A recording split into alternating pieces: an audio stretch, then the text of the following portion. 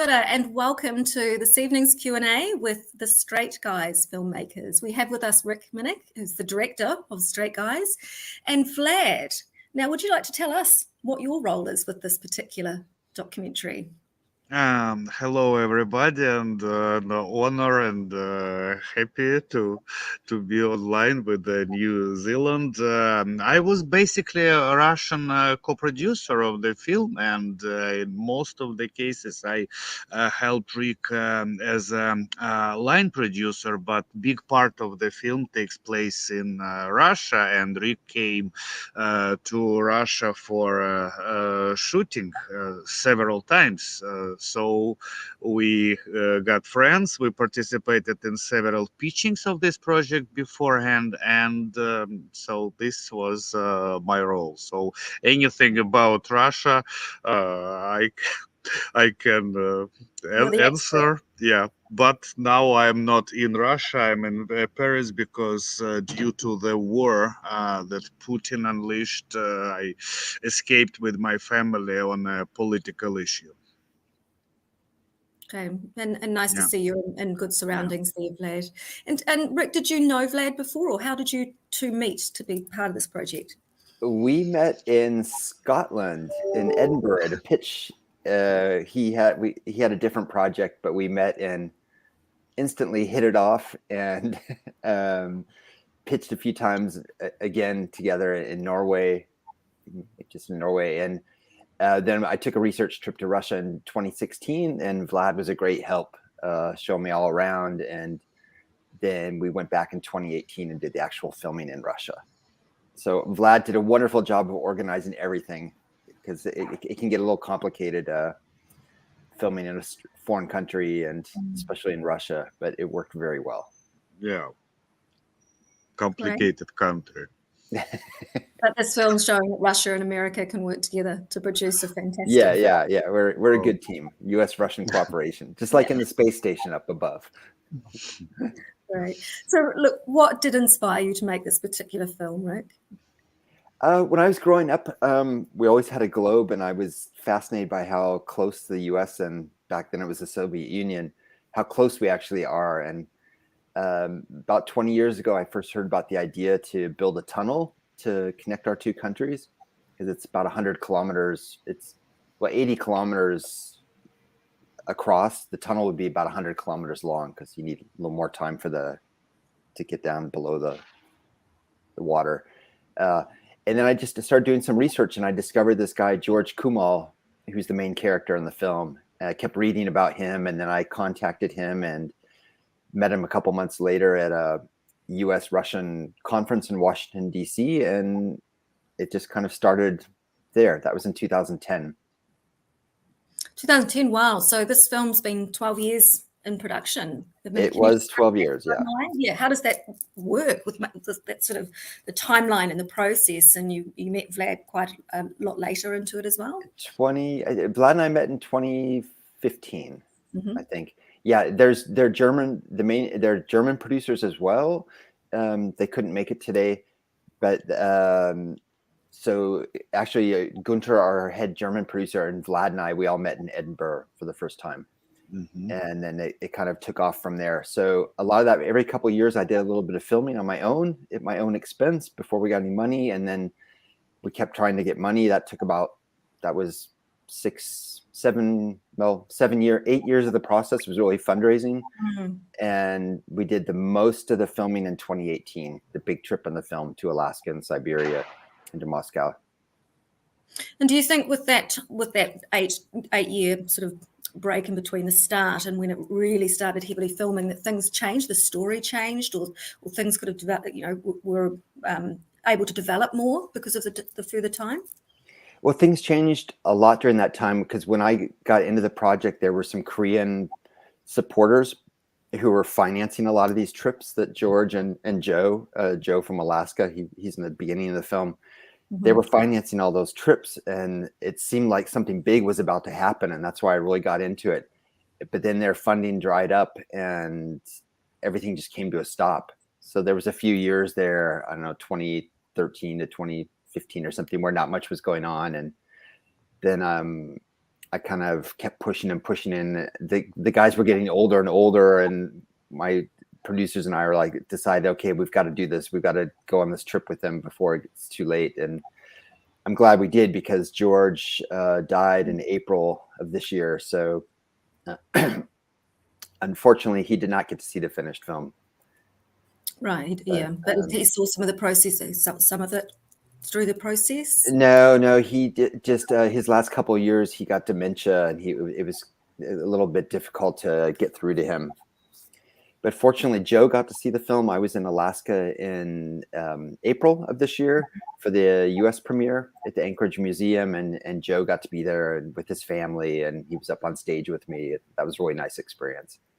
That must have been very special for him. I mean, how did you develop your trust with these subjects, with George and Joe and the other Strait Guys?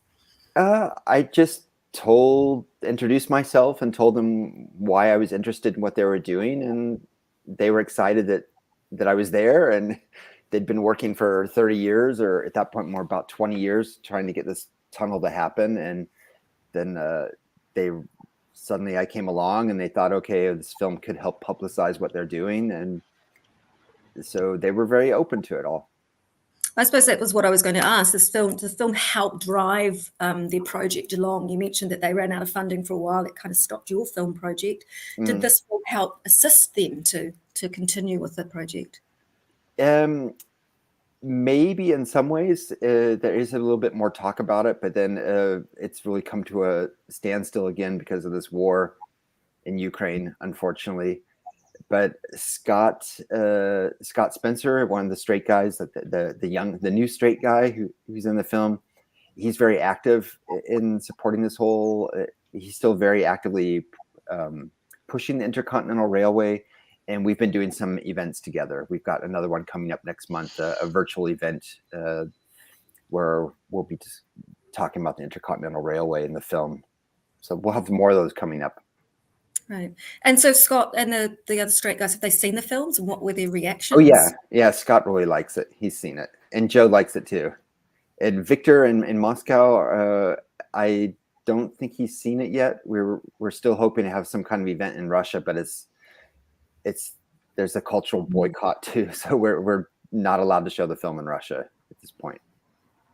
Yeah, I mean, that does make it difficult at this time for screenings, doesn't it, Vlad? Is that, is that something for you as a filmmaker as well, which is very frustrating at the moment? Yeah, absolutely. This is, it is, we were even planning the premiere, or at least one of the big screenings at Moscow International Film Festival. But since the war started, all these plans of cultural cooperation with Russia seem to be under boycott, and so. But I think there are reasons. It's like when the blood is pouring. It's unfortunately. Many of my friends also left the country, and it's just sad times. So we'd better show it around the world, and maybe some internet screenings later on, because I think this film can be of a big interest to Russian people, but of course in a better times. So we hope for maybe next screenings. And you mentioned you've had European screenings of the film. What is the one thing that you would like the audiences to take away with this film? What's the impact you're really wanting to make? Well, it's a big question. I'm hoping from the Intercontinental Railway is really supposed to be like a new trade route between across the Pacific, because many people have seen the headlines about the overcrowded ports, especially during COVID. And I'm from Los Angeles, and I remember in 2 years ago that images of all these cargo ships waiting to arrive at Long Beach Harbor, and sometimes taking weeks before they could unload the ships. There's the shipping capacity can't be increased anymore. So if we're going to keep consuming so much, there's got to be another way to get things between Asia and North America. And that's where this intercontinental railway would come in. And another big important role is, this is one of the driving elements between, for George and Scott and Joe and Victor, is that they really believe that if you cooperate on an economic level and have a huge project like this, then you are more likely to maintain peaceful relationships with each other. That's at least the theory. Unfortunately, we're seeing now with the war in Ukraine that that's not working too well. And I live in Berlin in Germany, and we've had the whole problem with this Nord Stream pipeline, gas pipeline from Russia that Germany is trying to stop. Germany imports a lot of natural gas from Russia. That's the main source that our factories are driven, how factories are powered here, and just heating our homes and stuff. And the gas, Germany's just trying to get off of Russian gas. So it's become a big conflict here. For decades, we coexisted peacefully, and this war just changed everything. Yeah. Talking of world changing and things like that, you actually traveled a lot of places in this film with George as well. So what are some of your favorites that you went to? One of those special moments? Oh, there were quite a few, but getting to go to Little Diomede was really a highlight. That was a long time dream of mine. That's this little island in the Bering Strait, and there are actually two islands in the Bering Strait. There's the Little Diomede is an American island, and Big Diomede is a Russian island, and they're only 3 kilometers apart, and the international date line goes in between. Wow. Yeah. And the Little Diomede on the American island, there are about 100 people who live there, all indigenous people. And we got to go spend a couple days there on the island and tell them about the Intercontinental Railway, and they danced for us, did their traditional dance for us. And that was a really special moment. And because the international date line goes in between, we were standing there looking at Russia, but it was tomorrow. Russia was in tomorrow. Wow. That's one of the visions about this tunnel is it's the tunnel to tomorrow. Yeah, you're talking to Vlad from there, going, "Hi, I'm talking to you tomorrow." Yeah, kind of like that. Yeah, amazing. And another really special moment for me was in Russia when we got to when we went to near it's Nizhny Bestyak at the railroad station. It really showed like it hadn't been opened yet, and that's where they're extending the rail line. So we got to stand at the end of the tracks where they were getting ready to build and continue towards the Bering Strait. And we had the American guys and the Russian guys, and everyone got along really well, and it was just quite a magical moment. Vlad had a good starting role. Vlad was also our on-camera interpreter, so he has a good role. That scene is a good Vlad scene. Very necessary. Yeah, but maybe worth mentioning that this project in Russia is taken seriously, since like historically, I think that's even at the Tsar time, before the October Revolution in Russia, they had already been thinking about making it, and now we have a map, and we like this map a lot with Rick at one of the Russian scientific whatever, like institutions, the economic institutions that work with the development of infrastructure of the country, because Siberia is not that developed, like in industrial, it's a pretty deserty territory. And for Russia, making a railroad from Yakutia to Chukotka is actually a big thing of involving people, making working places, just delivering goods and everything. So it's a part of a future development plan of the eastern part of Russia. Of course, now everything again is in economy. It's not like it was before February 24th, but at least when we were there and until recent, it's a big thing for Russia. Yeah. And what's next? Things have changed for you, Vlad, quite significantly, obviously, with where you're living now. If you had projects that you've changed, you're now working on that you couldn't before. No, as for me, I hope to keep producing. My main specialization is producing documentaries and co-production, and like now I'm working on one project in Kazakhstan about nuclear testing ground, and hope to keep relation. I have still all my relations with like European friends and partners, they remain, and this is important, and me and my family, we feel this international support, so I will just try to establish myself in this new a bit expensive environment of Paris.